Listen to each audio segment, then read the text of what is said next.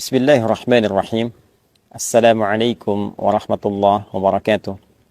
Alhamdulillahi rabbil alamin. Wassalatu wassalamu ala rasulillahil karim.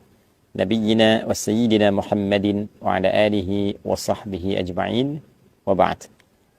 Saudara-saudariku, dimanapun berada, Alhamdulillah kita sangat bersyukur pada Allah Subhanahu wa Ta'ala yang telah melimpahkan nikmat begitu ruah kepada kita sampai dengan detik ini di kesempatan Ramadan, dan Alhamdulillah kita diberikan kemampuan untuk meningkatkan ibadah yang menghiasi hari-hari dan malam-malam Ramadan yang kita dapati sampai detik ini. Semoga Allah Subhanahu wa Ta'ala berkenan menerima seluruh rangkaian amal ibadah yang kita tunaikan sampai dengan detik ini.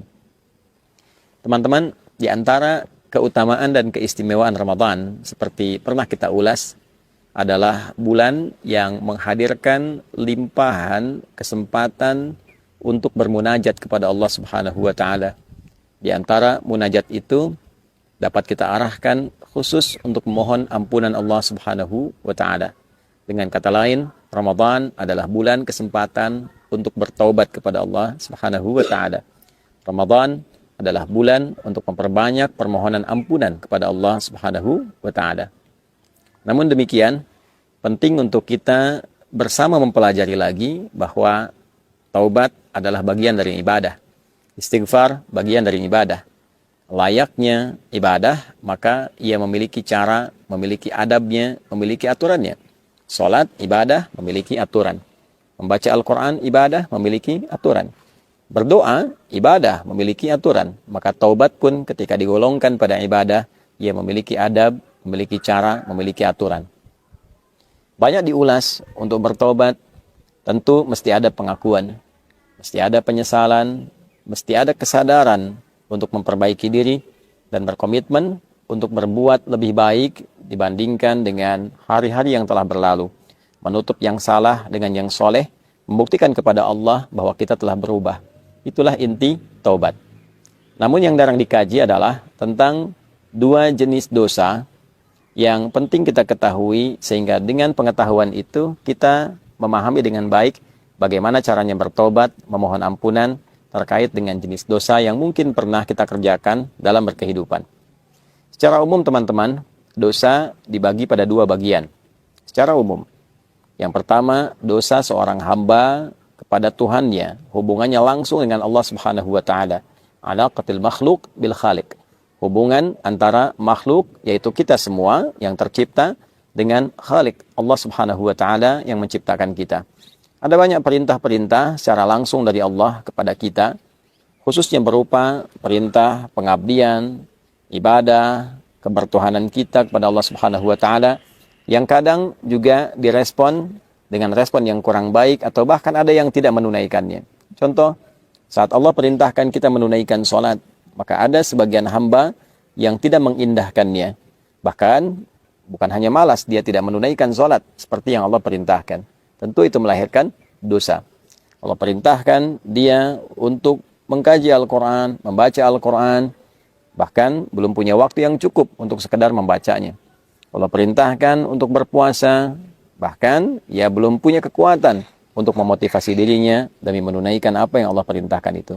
Hal-hal demikian adalah hal-hal yang terkait langsung hubungan kita secara vertikal dengan Allah Subhanahu wa Ta'ala. Maka apa yang dilakukan dalam hal tobat yang dimaksudkan? Yang pertama, tentu kita menengadahkan diri, kita bersimpuh kepada Allah Subhanahu wa Ta'ala untuk memohon ampunan sempurna kepada Allah dari semua dosa-dosa yang terkait hubungan kita langsung dengan Allah Subhanahu wa Ta'ala. Bagaimana cara melakukannya? Ada beberapa metode, ada beberapa cara. Di antaranya bisa kita lakukan melalui sholat. Karena hakikat dari sholat yang kita kerjakan, di dalamnya berisi banyak doa. Di antara sekian ragam doa, wujudnya adalah permohonan ampunan kepada Allah Subhanahu wa Ta'ala. Dalam ruku' kita meminta ampunan, baik membacakan Subhana Rabbiyal Azim wa bihamdi, ataupun Subhanakallahumma Rabbana wa bihamdika Allahumma gfirli. Ya Allah, ampuni aku. Pun demikian, bahkan dalam sujud juga ditemukan kalimat yang serupa.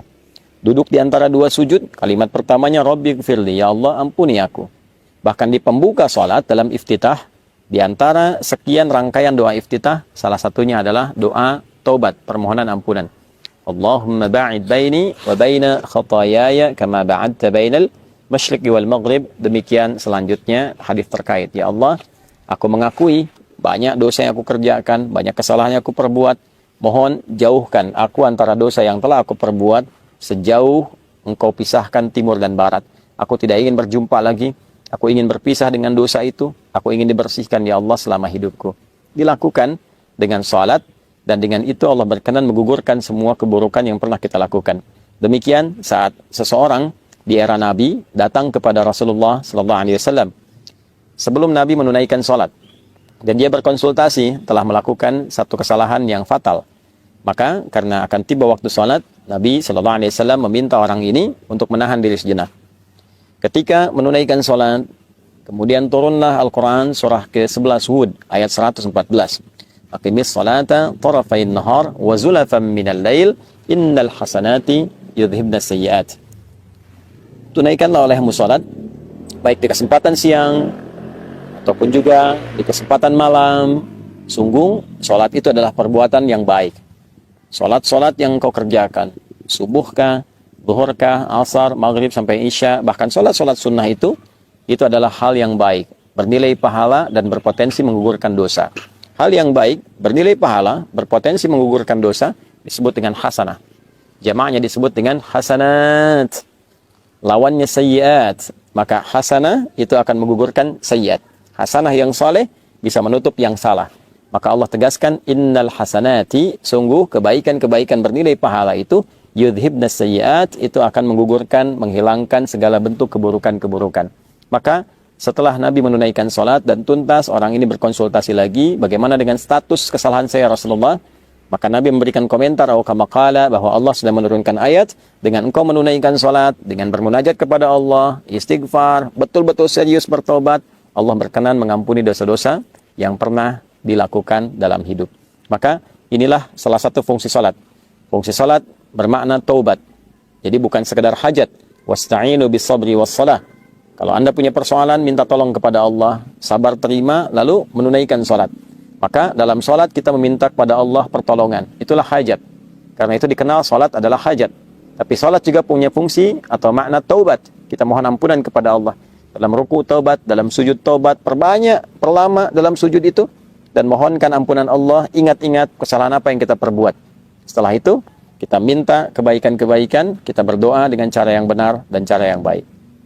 Skema di luar sholat bisa dilakukan dengan bermunajat, mengangkat tangan, menyatukan kedua tangan, mempertemukan dua garis, mensejajarkan dengan dada, memohon kepada Allah, dan cari doa-doa spesifik sesuai dengan kesalahan yang mungkin kita pernah perbuat. Bila ada yang pernah bertindak yang fatal, sampai dosa, mohon maaf, menghilangkan misalnya nyawa orang lain, ada zikirnya ditemukan dalam Al-Quran. Rabbi inni zalamtu nafsi. Ya Allah, aku telah berbuat salah pada diriku sendiri. Faghfirli, maka mohon ampuni aku ya Allah. Aku menyadari aku salah, tapi aku juga memahami Engkau Maha Pengampun atas semua kesalahan yang pernah diperbuat oleh hambamu. Maka Allah menjawab, faghfaralah. Maka Allah berkenan mengampuni dosa yang pernah ia perbuat. Itu adalah sanad atau ijazah doa yang bersumber atau berasal dari Nabi Musa alaihissalam.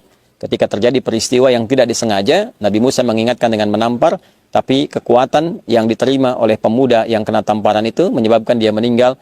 Maka refleks Nabi Musa kemudian memohon ampunan kepada Allah Subhanahu wa taala, ya karena ketidaksengajaannya, bukan dimaksudkan untuk menghilangkan nyawa atau dimaksudkan melukai orang lain. Maka yang paling penting bagi kita adalah ada sanad doa di dalamnya. Seorang Nabi, Rasul punya sifat maksum, dijaga oleh Allah. Dijaga, diperbaiki, diluruskan. Tentu ketika diizinkan perbuatan itu terjadi, salah satunya adalah untuk melestarikan doa bagi hamba yang bukan Nabi, bukan Rasul, dan melakukan kesalahan yang serupa. Ada lagi dosa-dosa yang cukup luar biasa fatalnya. Apakah terkait dengan 7 dosa besar misalnya? Ya, di dalamnya ada kemusyrikan, ada perzinaan, ada pembunuhan, dan lain sebagainya. Maka kita bisa temukan di Quran surah ke-39 misalnya, di ayat ke-53. Qul ya ibadiyalladzina asrafu ala anfusihim la taqnatu min rahmatillah. Duhai hamba-hambaku, Muhammad SAW viralkan, sampaikan kepada hamba-hambaku yang merasa dosanya begitu berlimpah, banyak, sampai akan menyimpulkan, ya Allah ini kayaknya udah nggak mungkin diampuni. Kata Allah, jangan bicara begitu. Sepanjang kau masih hidup, nyawamu belum sampai di kerongkongan, jangan putus asa dari kasih sayang dan rahmatku. Ya, jangan putus asa. Allah menyampaikan, jangan putus asa. Karena yang putus asa itu cuma setan. Ya, sepanjang kita masih hidup, selalu ada peluang. Jangan pernah dengarkan vonis manusia. Allah yang memutuskan, Allah yang memberikan solusi. Innallaha yaghfiru dzunuba jami'a. Allah menegaskan, aku ampuni semua dosamu kalau engkau mau datang serius bertobat. Ya. Dan ada juga zikir umum yang digambarkan dari beragam kesalahan, apa yang pernah kita perbuat, khususnya terkait dengan pelanggaran terhadap perintah Allah Subhanahu wa taala. Misal, pelanggaran-pelanggaran umum yang tadi disampaikan atau aspek lainnya. Maka zikir Nabi Adam bisa kita gunakan, yang dilestarikan oleh Nabi Muhammad, diajarkan pada kita. Rabbana zalamna anfusana wa illam taghfir lana wa tarhamna lanakunanna minal khasirin. Demikian ditegaskan di surah Al-A'raf itu.